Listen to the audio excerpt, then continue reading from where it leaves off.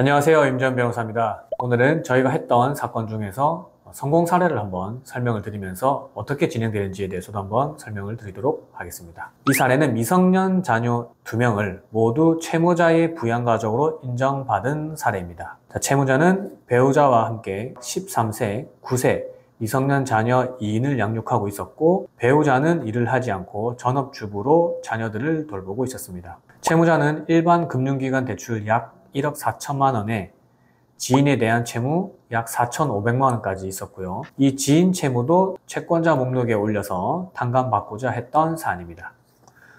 자, 법원에서 이렇게 보정이 나왔네요. 자, 첫 번째, 미성년 자녀 2명을 모두 채무자가 부양해야 하는 특별한 이유가 있는지 이것에 대해서 설명을 하라고 합니다.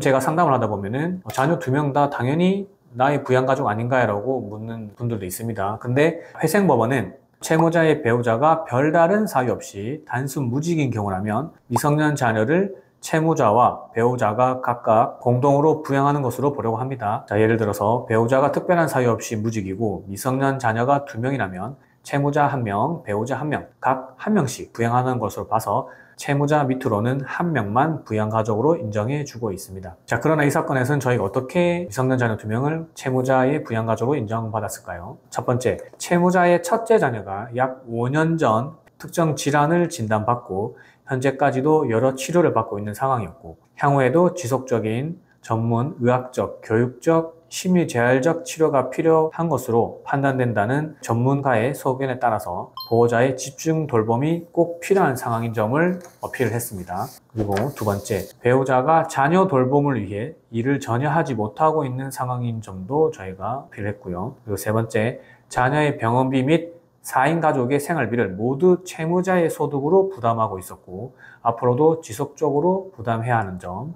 그리고 네 번째, 이런 자녀들이 몸이 안 좋기 때문에 배우자가 경제활동을 전혀 할 수 없었던 점 등을 소명을 했습니다. 그 결과는 미성년 자녀 2명 다 채무자의 부양가족을 인정받았고요. 미성년 자녀 1인과 2인의 차이는 월 변제금이 있어서 차이가 납니다. 최저생계비 2인 기준으로 할 것이냐 3인 기준으로 할 것이냐 그 금액이 차이가 있고요. 그 금액을 나의 월 실수령액에서 공제를 하는 것이기 때문에 월 변제금이 큰 차이가 있습니다.